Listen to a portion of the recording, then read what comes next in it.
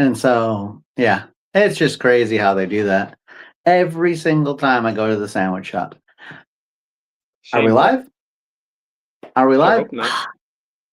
That's okay. That's fine. We'll cut that in post. Welcome everybody to Dancing Dragons Live. My name is Elijah Ghisarelli.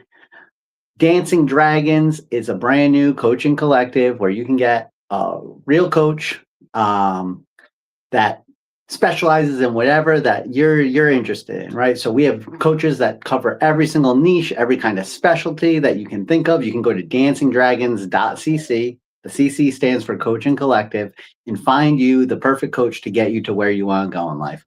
We have every niche, every specialty. If you want to do it about business or your personal life, just motivation, career coaching, relationships, dating. We have it all. So go to DancingDragons.CC, find you the perfect coach. Now, Dancing Dragons Live is Dancing Dragons, a weekly show where you get to hear from real coaches talking about real things that affect your real life. And we got one of my favorite topics today, right? So today we're talking about getting to the root of problems, right? The root of things, right? And so we're going to be talking about root cause analysis in the Socratic method, right? So both of these things are near and dear to my heart. I try to use them as often as possible. So the thing though is, um, with the Socratic method, I feel like I know how to use it and I use it all the time, but I don't know if there's like an exact like So formula so for it. If I did know it, I probably forgot it a long time ago. So maybe so I'm missing a step with it. So can you yeah, break that down for me a little bit? absolutely. You know what's really funny, right? Is when I'm because okay, so if anybody doesn't know, I have my own platform that I've done for a while. I've done a few different platforms for many years. And but my mission statement is or was is to create a more altruistic world through nonviolence and the Socratic method. I'm like the Socratic method guy. And the funny thing is, Elijah, one is that Elijah has taught me that altruism doesn't exist. So so I just replaced altruism. I just crossed it out on my website with kick ass or really dope world instead, because altruism doesn't exist. Sidebar. But also, you bring up a great point because over the years, I've Googled and Googled and I've done YouTubes and YouTubes. And even again, before the show, I was Googling for examples of Socratic method. And I mean, I've seen a couple, but they mostly suck. And so, what I'm going to do today is I'm going to tell you how to do the most dope ass Socratic method. This is going to be Will style. You know how there's different styles of Kung Fu? This is Will style Socratic method. And when I think it's honestly the best. So I'm going to role play with myself. It's going to get weird, but PG-13. We're not going to do anything crazy. But before you do it, go ahead. Oh, just a real fun fact because you mentioned Kung Fu. Most people don't know that Kung Fu is actually the name of Confucius. Confucius was named Kung Fu, but Confucius is the Greek version, like it's the Greek translation of Kung Fu. So Really? Kung Fu was Confucius, yeah. It's appropriate that we're talking about wise Yeah. things and also verbal judo or verbal martial arts, if you will. So Mhm. before we get into I'm gonna tease you for one sec, guys. And the reason why it's important, so I'm gonna give a little spiel about the Socratic method, and I'm gonna tell you why it's important. First, I'm gonna start off with a really dope quote, and then Elijah's gonna teach us about the five whys. And I think at the end of this episode, hopefully we can kind of integrate a little bit of both of them. And so we actually because like I said, I've scoured the internet and there's some really lame examples, and I don't think they're going to teach you the way I do. I honestly, not to brag, but I think I got the best method here. So we're going to call this the fake Mikey method. All right. So here's a quote, right? That sets us all up. So this is from Mark Twain, my boy. He says, in religion and politics, people's beliefs and convictions are in almost every case gotten at secondhand and without examination from authorities who have not themselves examined the question at issue, but have taken them at secondhand from other non-examiners whose opinions about them are not worth a brass farthing. So, especially in religion and politics, I think those are two of the most important things you should get right because, let's say there is a hypothetical God that exists, you wouldn't want to be worshiping a false god, right? You'd want to get that right. So I think you'd want to examine that. In politics, the same things, right? You wouldn't want to be, oh, I'm all on board, and then all of a sudden, some weird guy with a mustache from 1940s Germany. Okay, I'm getting on with it. All right. So here's why the Socratic method is important. I'm going to go over a couple different examples, right? So obviously you want to have the best information, and this applies in the dating world, obviously the business world, and negotiations, everything that you can think of. The better information that you have, the better decisions that you can make, especially when you're making really important decisions, right? So first and foremost, right? Sometimes someone said the other day, right? Because they were complaining about comedians going to a country in the Middle East and they thought that was bad. I was like, well, technically, I mean, there's some other countries, the USA, that you could maybe add up and think about all the negative things that they've done, basically, and say, well, you could make an argument that they shouldn't perform there too. But I also brought this up, right? So we have two sources of information when we get information from and about North Korea and Russia, right? It's either the North Korea state media, which call me crazy, but I don't trust them, or then you have the media here in the United States who have lied about weapons of mass destruction, who have covered up for the big bro Jeffrey E. Right? They've done atrocious things, right? And then you have like and then you get like the CIA saying, "Oh, well, North Korea is really bad." This is coming from the folks who have assassinated people, poisoned children's milk. I mean, like the most horrific things that would make Kim Jong Un blush, right? So I'm saying that to say this, right? So North Korea, a bunch of wackadoos, they tell me something, I'm not necessarily going to believe them. Call me crazy, right? Well, when the CIA tells me a bunch of stuff, oh, I'm not going to be like, oh yeah, you're absolutely right. You got a great track record, right? And when the people who literally have been caught falsifying the news on the left and the right tell me something, I'm not just gonna, no, you guys are right. Oh yeah, this is right. So it's important to use the Socratic method. So I'm going to give a couple ones on religion, right? And I'm going to try to keep this non-religious, try not to offend any of our religious people out there. But as I always start, Elijah's kind of smirking because he knows I like to question everybody's beliefs, but also especially on politics and religion. But we're going to keep this nice and gravy here, right? But as I open up with people, especially if it's a big belief when it comes to let's say I'm going to role play with myself. I'm going to be Will, and then my alternate squeaky voice is going to be Bill, right? But when people have beliefs about things, especially about religion or politics, right, and you want to maybe question them, now we're going to show how can be used practically other ways, but this is one of the ways. So someone will say, whoa, hey, well, I believe in X God, right? And I'd be like, oh, interesting, cool. And then I'd be like, first I ask, then I'll ask them, I'll say, Well, well, hey, hold on. Instead of using variables, I know a lot of people hate algebra. Let's say the use flying spaghetti monster. flying You just spaghetti use the flying spaghetti monster, okay? That's Good. a Good joke call. god. People can, yeah, okay. Cool. So first I ask that person, I say, I'm just going to use real tangible things. You can substitute any religion. I'm going to use the predominant one here in the United States, which is Christianity. Now, that being said, personal belief, I'm just going to get vulnerable and share it out with everybody there. I personally think it's logical. And maybe the next episode, you guys can challenge me on my beliefs and use a Socratic method as to why I believe that there is a higher power out there. However, I do not believe there's yet enough evidence to make a wholehearted decision. That doesn't mean I discount it. I always keep an open but skeptical now.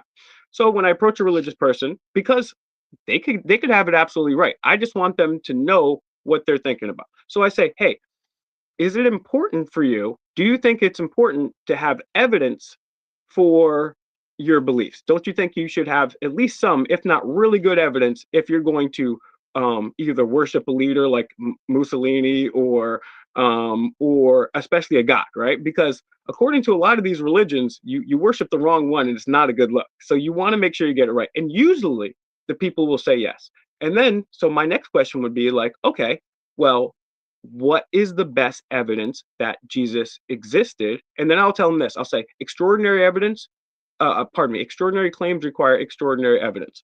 And then I would say, what, so like the evidence for Jesus or Muhammad or some supernatural figure should be higher than the evidence needed to show that Socrates existed or Julius Caesar and so on and so forth. Because if you're claiming this person was immortal and lived, okay, well, we can go back, we can maybe corroborate documents, archaeology, witnesses. But if this person's supernatural, I would say we're going to need a little more evidence, right? So I asked them the thing. So they'd be like, okay, well, I'll say, well, why do you believe in Jesus? Well, because in the Bible it said Jesus did this and that. And I'd be like, okay, well, why do you believe the Bible? Well, because um, it's the Bible, it's the Word of God. And I'll say, well, why do you believe it's the Word of God?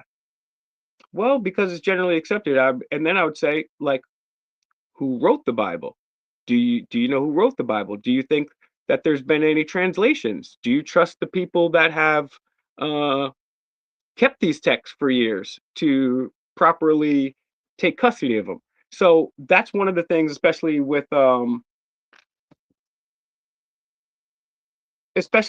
religion, that I like to kind of poke at. Now, again, it could be right, and part of the time I'm asking to see, hey, is there some unknown evidence out there that I'm not sure about? One other thing before I I'll give a better example of the Socratic method. Actually, shout outs to my boy who apparently has some great junk. He actually uses the Socratic method in practice. And so this shout out to this dude Adam Kokesh. He's a former presidential candidate. He's an author. He's an activist. Amazing dude. And he would go up to people on his YouTube channel, and they'd be like, "Well, I support whoever the Republican was, Donald Trump, or I support Hillary Clinton." And then he would ask them, "Well, why do you support Hillary Clinton?"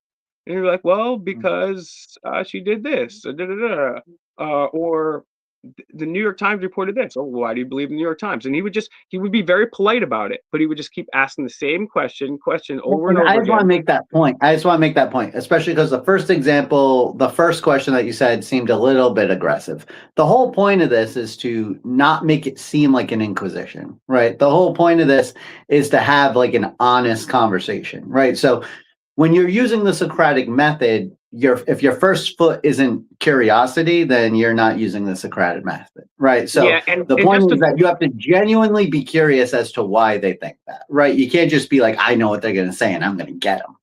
Yeah, and let me just say this while we're on this topic. It's not only that you should use this in a debate, but you should be using this constantly when you're thinking, right? So let's say the news puts out a story, or the government releases a commission of findings on things, right? You're going to say to yourself, okay, let me apply the Socratic method to this, right? It's not just it's literally the best practice, and that's the thing about it. And sometimes, honestly, over the past, I come off very antagonizing people because I love to, like, I'll put the flashlight right up in their face and be like, "Wow, really? So would you say it right that?" And it's really bad, but one of the things that's important is you want to apply this to your own thinking, right? Because the dope thing about the Socratic method, it's in summation, it's just continual questioning until you can flesh out all of the evidence, pro and for.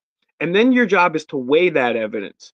And I would say that it would have to come up to a fair amount. And until it passes in your mind like acceptable evidence, you should keep it in the open but skeptical mind thing. But you should literally be applying this to everything, right? Like you can apply the Socratic method to business decisions, right? You can say like, okay, well, I want to expand my business.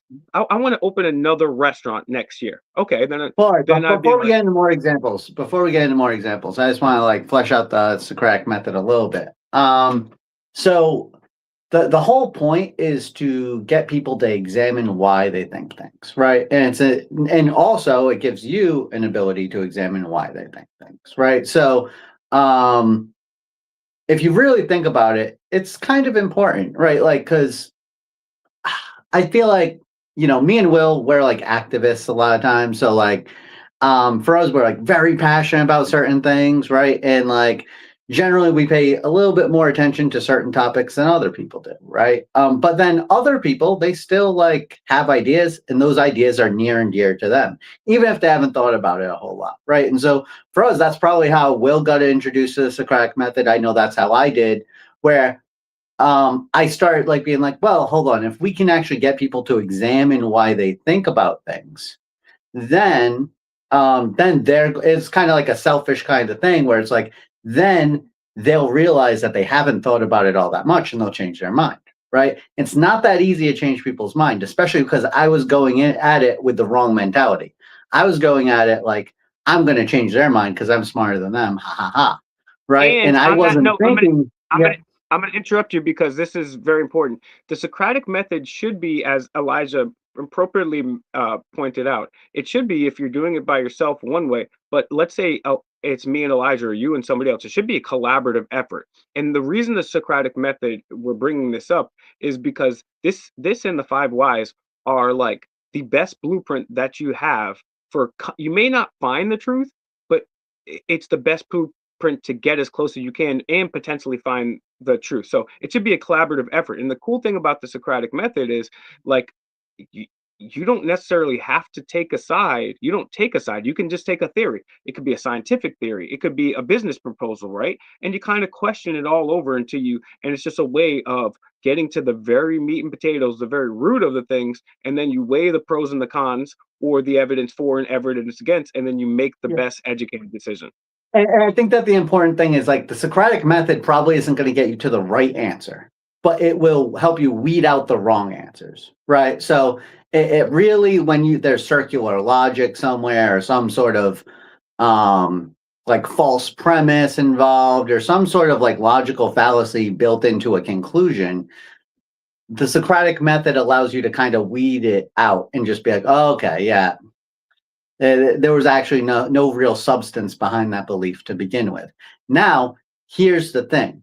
If you are trying to tell somebody else that their beliefs have no substance, they get very defensive, right? And so that's why it's so important. Like, even if you want to like totally slam dunk on somebody's head, it's so important not to actually do that because then you won't get to slam dunk.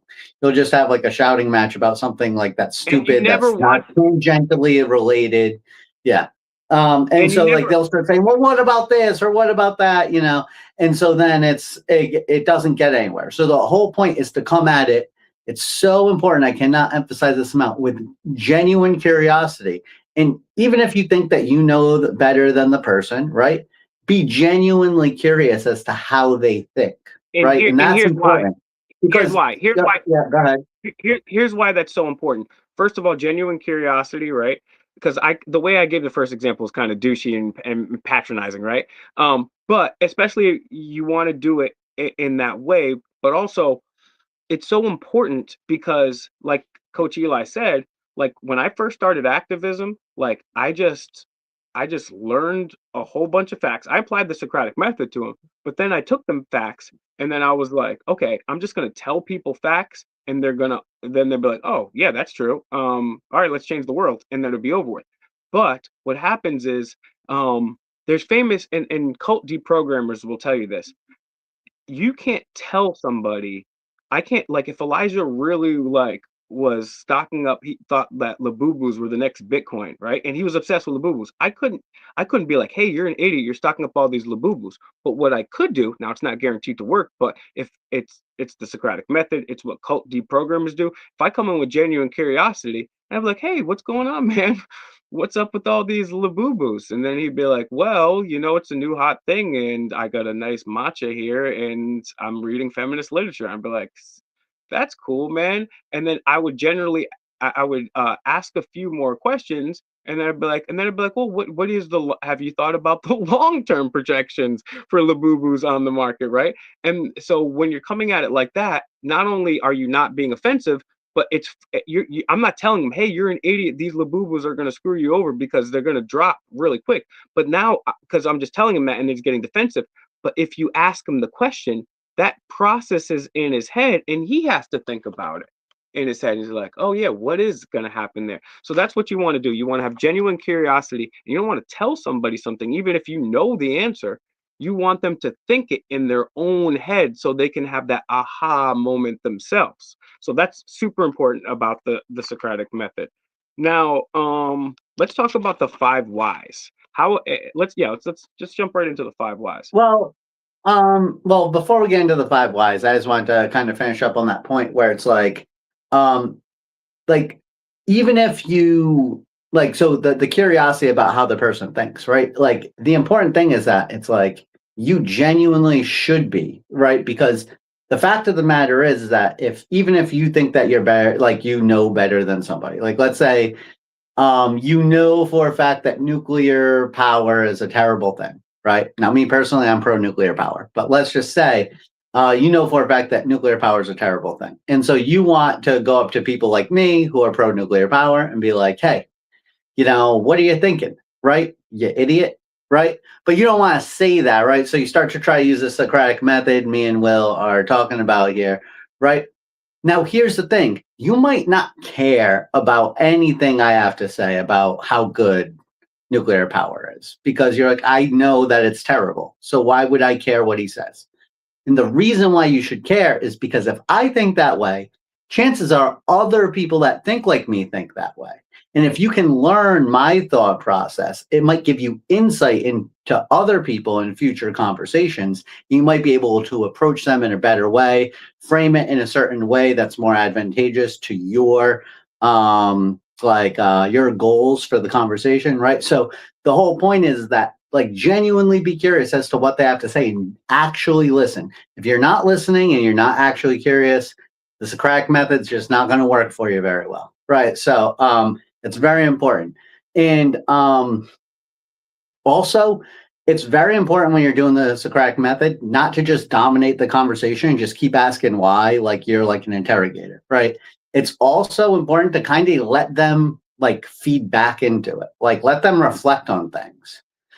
Try to ask as open-ended open-ended questions as possible, and let them kind of reflect. Because when they reflect and they start talking about something, and they're like, then things start moving around in their brains. And they're like, well, actually, I never thought about it like this because then that doesn't make sense because of this, and then you're kind of opening it up, and it's becoming a much more mutually beneficial conversation as opposed to a browbeating.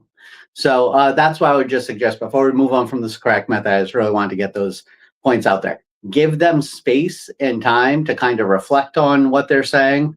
And then you can even go once you do that, you have a cycle where you ask them a couple questions, then you kind of have a reflection period. Then you can go back and then ask them a couple more questions, to really get at the root of the belief, right? Or even then you can start pivoting to tangential topics, right? So anyway, that's the whole thing. Now, the 5 whys. So the 5 whys are for root cause analysis, right? And I always kind of think of the 5 whys as kind of a standardized version of the Socratic method. The 5 whys is kind of a business thing that you hear about. It was invented by the guy, his last name was Toyota. He started the company Toyota. And haven't heard of it. It sounds interesting. And so he came up with these 5 whys, and it's just basically it's as simple as it sounds. You ask the question why 5 times in a row. 5 times. You're a little kid. You're a little kid. I don't know if you ever see the Louis C.K. stand-up thing where the woman swears they're a kid and eat your flipping French fries, right? And he's like, and everybody in the grocery store was shocked, and they were like, "Oh my God, I can't believe she would say that." It was like, "Do you guys even have kids?" He's like, "I understand." He's like, this kid just starts asking you, you're like, well, why are we in the store? It's because we have to buy some food. Why do we have to buy food? Because we have to eat. Why do we have to eat? Because if you don't eat, you die. Why do we die? Because, and then he's and then the questions get so deep. You're just because some things are and some things aren't. And they're like, but why? And you're because something that is can't not be. Right? And then eventually you say, shut up and eat your flipping French fries, right? And so, and that's the thing.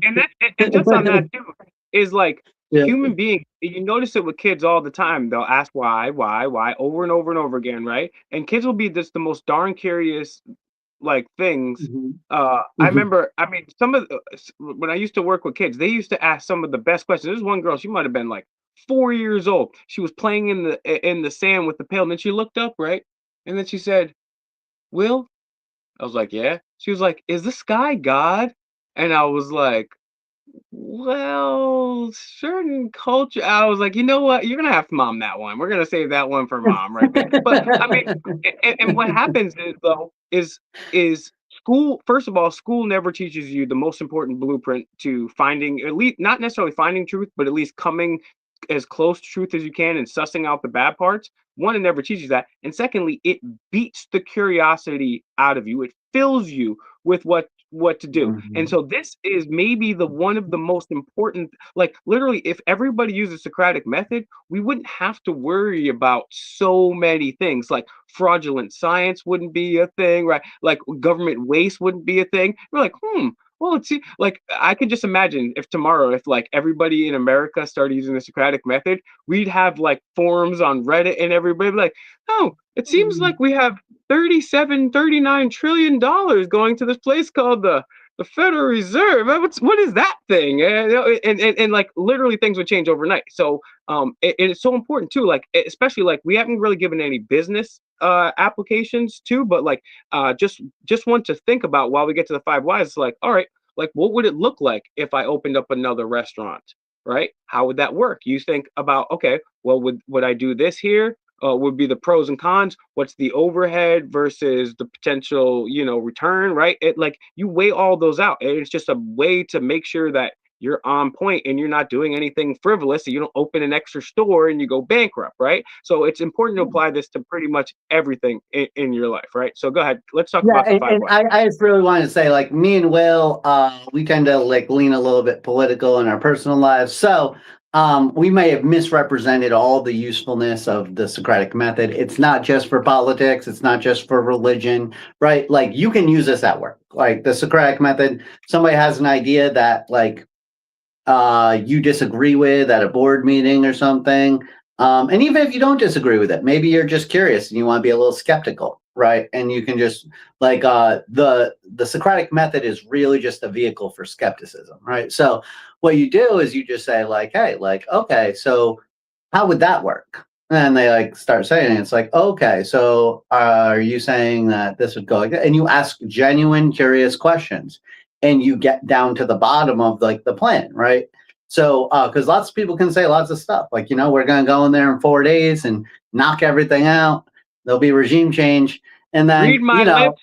No new taxes. I didn't have sex with all that right. woman. Sorry, guys. I did that one. I apologize. So, no, but the whole point is it was fantastic. It was beautiful. I know it was the best, the most beautiful bombs. Rand's never seen a bomb like this. It's huge. Oh, it was big bombs with the wings.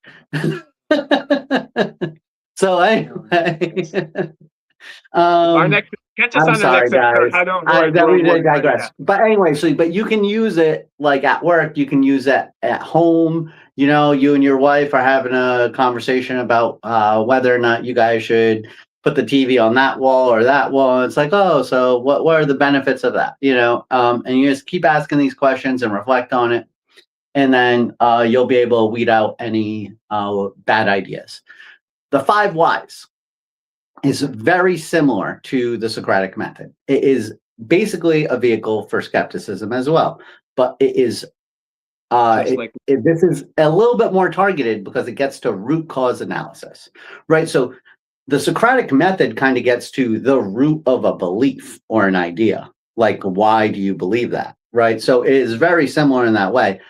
The five whys is a little bit more open, and it's kind of very similar to the Socratic method where you just keep asking questions, right? But what it does is it's meant to get to the root of a problem, right? So if you're like, hey, we have this problem, like Like, how do we do it? And then you're like, well, why is it important that this happens? Or why is it bad that this happened? And then you just keep stacking these why questions on top of each other. And generally speaking, by the time you get to 5, you got to the bottom of something. Now, I know it's called the 5 whys, but you don't always get to 5, and sometimes you go to 6. Especially if you're working with a group. And again, just like the Socratic method, the more people interact with it, the better. You shouldn't just dominate the conversation with the 5 whys, right? So like, it's really good to kind of have like a brainstorming thing. Well, when you're bringing up the 5 whys, like, hey guys, so like, why do you think this is? And then you ask, well, why is that? And then you ask, well, why is this, right? And then eventually you'll be like, okay, so this is the core of the problem. And so if we can affect this, then we can go all the way up the chain to what we really want, right? So just to give a quick business example that everyone could probably relate to. Okay. Yeah. Quarter 3 sales are down. Brainstorm. Cool. Why? Right. And some people might say, well, because some of the fall clothes that we had allocated didn't come until afterwards. Cool. And then someone else might say, well, I think the visual merchandising prompts weren't as aesthetically pleasing, didn't drive business. Or someone else is going to say we had snow, or we had a large number of internal theft. And so you're drawing from all these different people and getting all these things, and then you can take a look at the data that you have and see what the results are. And so then you can go back and say, okay, well, it looks like, you know what? Yeah, we were slower during the weeks, and but for some reason Wednesdays were uncharacteristically busy. So now we're going to staff the stores a little more on Wednesday, and that should give us enough to make more sale. And you know what? The shipment wasn't getting there in time. We're going to change. So it's just a great way to kind of identify your problems. Yeah, exactly. And that was a great example. Thanks, Will. So the point is though, is it's getting down to the bottom of it. Now, here's the cool thing about the 5 whys in the Socratic method. The Socratic method, unfortunately, is just not used very often. I don't see it used a lot. There's a few people in like politics and stuff that are kind of famous for it, but those people are generally like rare, right? And so you can always use that to your advantage, and it'll be a kind of a novel thing. Like it's such an effective tool that people will be drawn to it. They'll be like, oh, you're the guy who's like good at, getting to the talking to people, like people won't even recognize that as a Socratic method. Yeah. You know what's funny too is like, even if you're just kind of like being a smart aleck too, it really like, so like sometimes like a girl on a dating app, she'll be like, oh, I'll be like, oh, tell me a random fact about you, right? They'd be like, oh, I'm lovable or something like that. I'd be like, and sometimes I'm just like, I'm not interested in this girl, but I'd be like, oh, really? Specifically how? Right? I'll use the Socratic method on her. Can you give me a quantitative analysis on how specifically you're so lovable? Because people just throw around things and say, oh, I'm a baddie, or oh, I'm this, or I'm that. And it's just like, people don't even have to. It's not even just politics and religion. Half the people don't even know the words they're using, right? So, so it's just a funny thing, and it's like you can also employ it in humorous ways. All right, I'm gonna shut up. Go back. Let's go back to yeah. So anyway, but now the 5 whys is a very standard thing they teach at business schools all over the place. The 5 whys is probably implemented in most corporate environments, right? So it's very famous. Like, I don't know, maybe it's not, but you'd be probably surprised. in an office somewhere. Yeah, it's underemployed, honestly, in office settings and in retail, quite frankly, surprisingly. So. But my point is that you can take these 2 tools, and they're similar tools, but you can take these 2 tools and apply it anywhere you want, anywhere you see fit in your life, and it will yield huge benefits to you. And it's both of them allow you to basically think a little bit more clearly about a topic. That's really what it is. Yeah. And so like, and you can use this with your friends, right? Because there's guys out there that they'll talk baseball, they'll talk basketball, they'll talk football, right? And someone will be like, all right, LeBron is the best ever, or Jordan's the best ever, or Aaron Judge should have won MVP over Kyle Raleigh. And then she'd be like, oh, why do you think that this person did this, right? And you can just use, why do you think that person decided the thing? And they'll be like, well, he had 35 homers, and then maybe you don't particularly agree, and then you say, well, Jordan won 6 championships. Oh, so you value championships, right? And then because it's your friend, you don't mind a slam dunk. Then you tell him, hey, Bill Russell won 11. Right? So it just, you can use it at literally anything, right? Just even teasing the bro. So it's super important. And it's very silly when people have these arguments, though, when Larry Bird is clearly the greatest of all time. So obviously you've never heard of Jeremy Lin. So and Lin Sanity in his run. Sorry, Larry Bird was definitely the best. If he didn't like pave his mom's driveway, man, that guy would have had. Why do you think that Larry Bird was the best basketball player of all time? There's actually an article I read. Yeah. So this is what we're doing. Yeah. So there was actually an article. I actually did not think that until the LeBron Jordan debate came up. And then I wanted to research it, right? Because I was like, I wanted to see like what exactly. Because like in my head, like I grew up with Jordan. Like when I was a kid, every single person I knew had a Michael Jordan poster on their wall. Every single person I knew. So it was even like, my dad. It was weird. Yeah. It's just like my mom has one in her bedroom. It was just a weird time in life, right? It was the 90s. Yeah, it was the 90s. What can you say? Yeah. And so I was like, and then when I was in the Army, I had a friend that was from Toledo, and he was like a huge fan of LeBron James, just a huge fan of LeBron James. And I was roommates with him when LeBron left Cleveland, and it was like, I swear, it was like his wife cheated on him or something. Like it was worse than that. Like this kid was like, he was so heartbroken. Like he was so heartbroken when LeBron left Cleveland the first time. And so, but anyway, so I was like researching it, and then I came across an article, and the article was called, I believe, 10 stories that prove Larry Bird was actually the greatest basketball player of all time. And my next question, using the Socratic method, because this isn't Elijah dialogue. That's another episode. All right. So who wrote this article? What publication was it? No, I don't remember. Sorry. Oh, interesting. So your information is faulty. Did you know that article was a joke article written by Larry Bird's cousin, Barry Bird, just to fool you guys? LeBron is the greatest. But you see what you do there, right? So with the news article, right? And then let's just say it was ESPN, right? I don't know that ESPN ever faked news, right? But I know that every single major media outlet has lied in literally fake news, right? So even if they're reporting something that could be true, right? I'm still going to tell Elijah, because I don't think that Bird is the best. I do think he's one of the best, but I still say Elijah. Like, who owns? Larry and then I'd be Bird like, scored 40 points only using his left hand. He actually did use his right sometimes, but it was majority left. It was like 90% left. I think he only used his left. I think he only used his left hand. It's not true. I've watched the game, but it's like 90%. He'll like touch it here, one with the dribble, or like, but it's like almost. No, he only shot with his left hand. He only shot with his left hand. I wasn't saying he didn't dribble with his right hand. That would have been crazy. Honestly, do you honestly think that if I mean, Larry Bird could defend LeBron James? I don't know if he could defend. I don't know if he could defend LeBron James. But you know what? I know LeBron James couldn't defend Larry Bird. So. Okay, well, we'll see. But you guys get the point, right? Because Michael Jordan couldn't defend Larry Bird, and Michael Jordan was a way better defender than LeBron James. You know what? I would also say that the league was a little different at that time too. And first of all, I hate Michael Jordan. Michael Jordan's a child okay. butt grab. All right, we're digressing like really far. Yeah. We're really far afield right now. But anyway.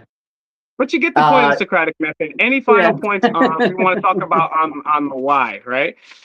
And so I would yes. Any final points on look up that article, 10 stories that prove Larry Bird was the greatest of all time. Really fantastic. By the way, when Larry Bird retired, Magic Johnson gave him a signed jersey that said "To the greatest of all time," right? And that was Magic Johnson, and he had played against Jordan, and a lot of people say Magic Johnson was the greatest of all time. So, there you go. Anyway. There you go. Anyways, so, yeah, LeBron's about to be exposed to. The point is, if that's all we got for the people, we ended a little bit early today, but use the Socratic method, use the 5 whys, get to the root of your problems, suss them out, think clearly, be skeptical, and like always, remember to be excellent to each other. Peace.